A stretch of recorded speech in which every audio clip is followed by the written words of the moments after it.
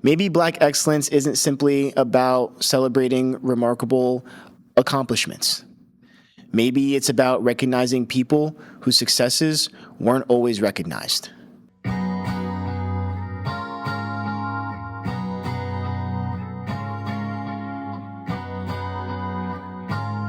What it do, what it do. It's your boy Andre Spruell, and you're tuning in to Middle of the Fence podcast. Thank you so much for taking time out of your day, whether you're listening, watching, or both. As I like to say, time is the most valuable thing on this earth because we can spend it but can't make it back. So as always, thank you for your time. And if you're watching, I got a little extra fresh for you guys because I feel like this topic calls for me to do that. So let's get into it.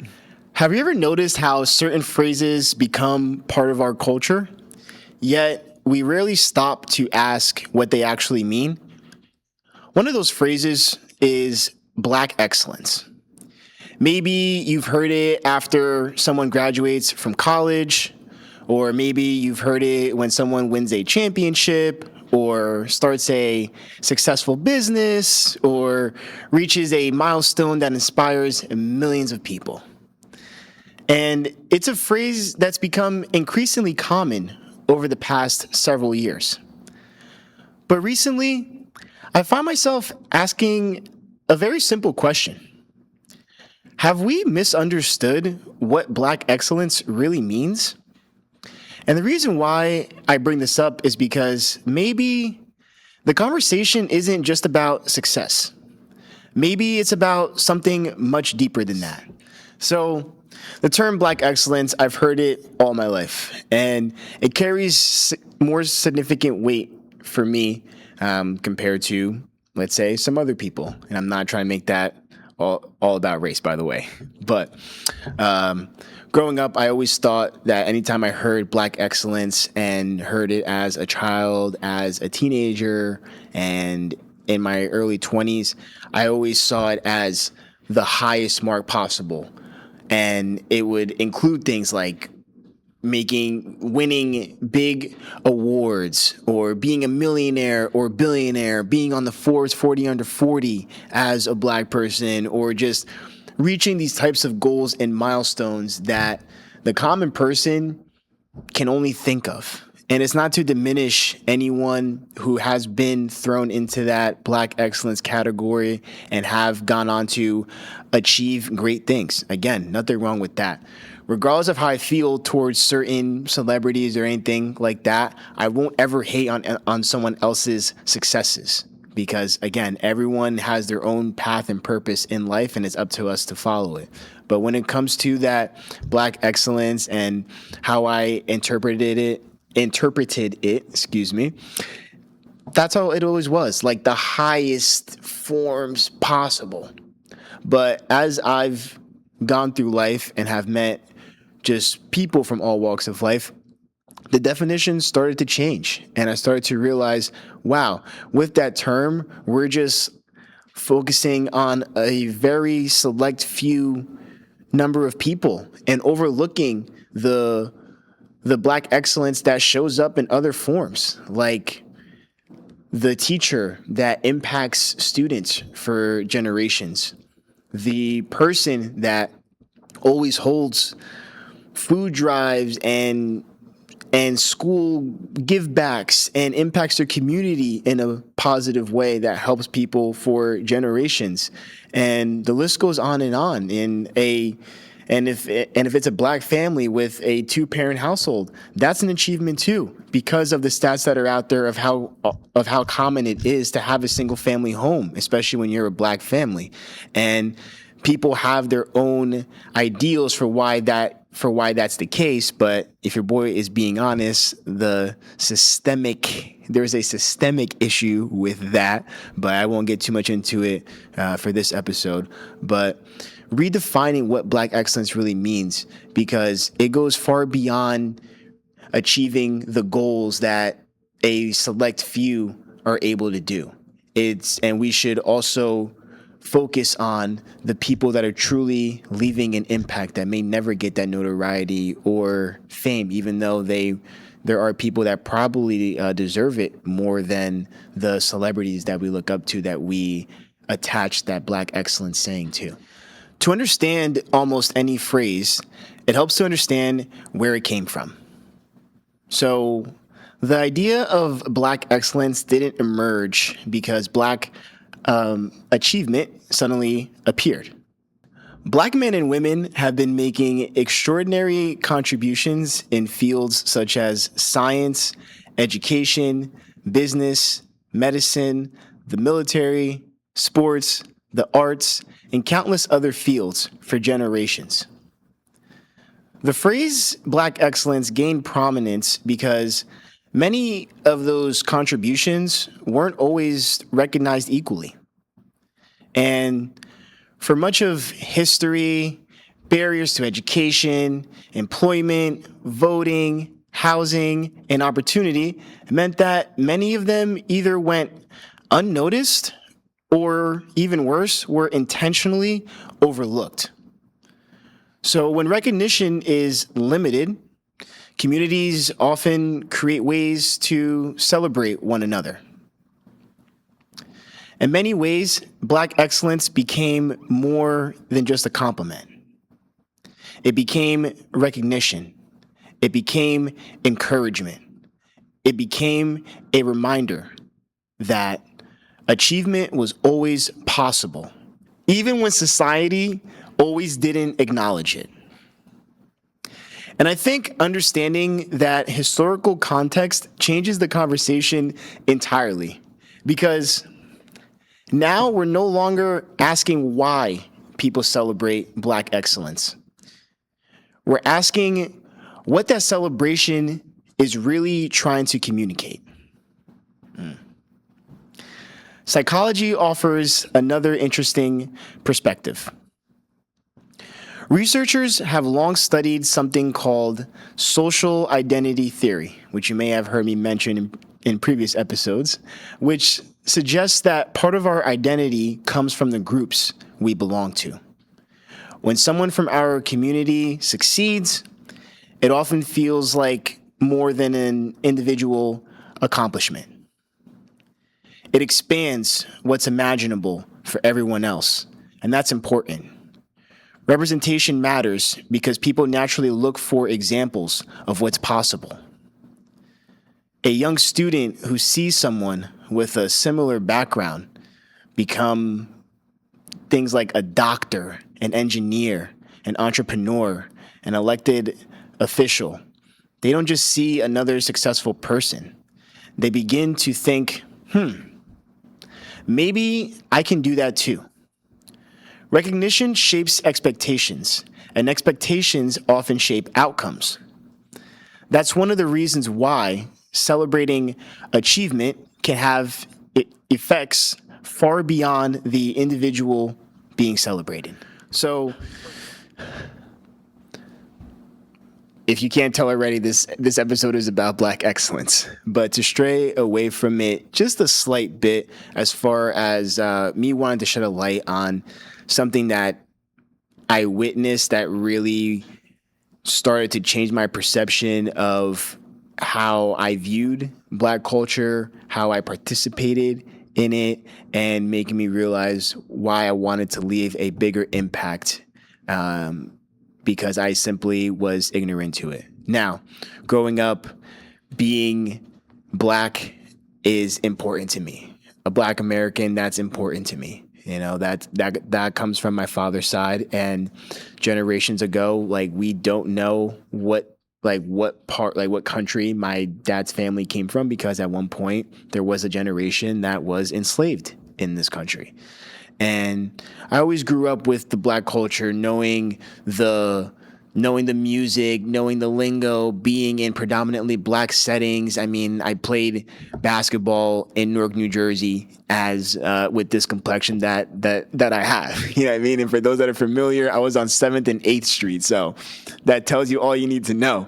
But all jokes aside, so throughout my life, like, I always was ingrained in Black culture and all that, but it wasn't like the impact that I wanted to leave from that perspective wasn't really resonating with me until I was in college in 2016, around that time. So Black Lives Matter was 2020, but in 2016 there was notable black deaths that happened at the hands of police officers that were gaining national news. And in particular, it was Philando Castile and Sterling Knight.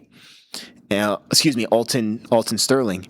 And I remember that there was a group of black students at my school, and I went to school up in Poconos, PA. So we had somewhat of a mix, but it's a predominantly white school, But the black students held a protest, and they were in the middle of the student union building where the heart of the campus was, and they held signs and were voicing what they felt they needed to do.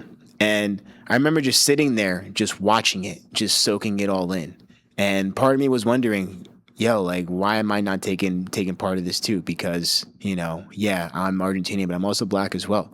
And I just vividly remember that moment because that was the catalyst to make me start to get more ingrained in my black culture even more. And getting into the black excellence portion of things, just realizing, all right, like, I do want to give back to my community. So what are the ways that I want to do that? And for me, it's through education, because that's the premise of this show. If I did not get that private school education on the affluent acre side while growing up in the tough terrain, this show wouldn't be possible. The life experiences that I've had wouldn't be possible. So through all the ups and downs, I'm very, very grateful for it. But everyone usually has that one catalyst moment that really makes them change for the better, and sometimes for the worse. But in this case, it was for the better. But here's the question I just couldn't stop thinking about. What exactly do we mean by excellence? Have we unintentionally reduced excellence to things like fame, wealth, titles, or public recognition? Because if that's our definition, then most truly excellent people will never receive that label. Maybe excellence also looks like the parent working 2 jobs to provide for their family. Maybe it looks like the teacher who changes lives without ever making headlines. Maybe it looks like the mentor who invests in young people expecting nothing in return. Maybe it looks like someone breaking destructive generational patterns. Maybe it looks like integrity when no one is watching. Maybe excellence has always been less about being extraordinary and more about living with extraordinary character. Because sometimes our culture celebrates what is most visible, but visibility and value are not always the same thing. Some of the most influential people you'll ever meet may never become famous, yet their impact echoes through generations. So the definition of excellence, regardless if it's black excellence or just excellence in general, that is the key word here. And again, it shouldn't just be highlighted for African Americans, right? And again, I'm not saying that it shouldn't be highlighted. It does, because for many years we've been overlooked and continue to get overlooked. But that term excellence applies to everyone, regardless of your race, ethnic background, and whatever other factors that you have. Because when we talk about excellence, we always hold it to the highest standard, graduating from a prestigious Ivy League school, working for a major company and holding a super high position and things of that nature. But what people fail to realize is like, okay, if someone is living that quote unquote excellence life, sometimes do we ever wonder, like, are they happy? Are they happy? And like, I'm not saying that like, oh, if you choose to pursue excellence, you're going to be a miserable fuck. No, like, I'm not saying that, but it's just something to really think about, because excellence is what you define it as, and it's different for everybody. And that's why I'm so big on following what your path and purpose is in life, because the more that you're aligned with your path and your purpose, you're able to have a clearer idea of what excellence looks like for you. Because what excellence looks like for me differs from what excellence looks like for you, or your sibling or your partner or whatever the case may be. And if you discuss excellence with your partner and get into a fight about it, don't blame me. But all jokes aside, defining excellence, again, it's different for everybody, and we can't always hold it to the highest regard and highest honor and look at the select few people and, oh, they're at a standard of excellence because they've achieved X, Y, and Z, but because of that, we often overlook people that truly are achieving excellence, but may never get the notoriety to be recognized for it. So have we misunderstood Black excellence? Maybe. Not because the phrase is wrong, but because we sometimes stop at the surface. Maybe Black excellence isn't simply about celebrating remarkable accomplishments. Maybe it's about recognizing people whose successes weren't always recognized. Because regardless of our race, culture, or background, every one of us has an opportunity to pursue excellence, not simply through achievement, but through integrity, through service, through compassion, through courage, through the way we treat the people around us. So maybe the better question isn't, what is Black excellence? Maybe the better question is, what does excellence look like in your own life? Because when history tells your story, awards may be remembered, titles may be remembered, success may be remembered, but more than anything, people will remember how you made them feel. They'll remember your character, they'll remember your impact, and maybe that's the kind of excellence worth pursuing. Thank you guys so much for tuning in to this episode. And as I like to end every episode, well, before I end this, please be sure to share your thoughts in the comments, like and share, subscribe, follow, however you're tuning into Middle of the Fence podcast. And no matter which side of the fence you grew up on, we're all more alike than we think. My name is Andre Spruell. Catch you guys next time.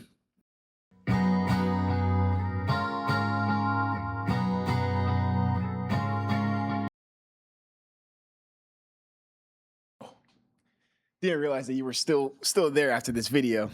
While you're at it, please be sure to subscribe here on YouTube and feel free to like and comment as well so we can continue growing this Middle of the Fence family. And while you're at it, please be sure to hit the little notification bell to subscribe to the channel so you can be the first to be notified when the latest episode drops. And as always, no matter what side of the fence you grew up on, we're all more alike than we think.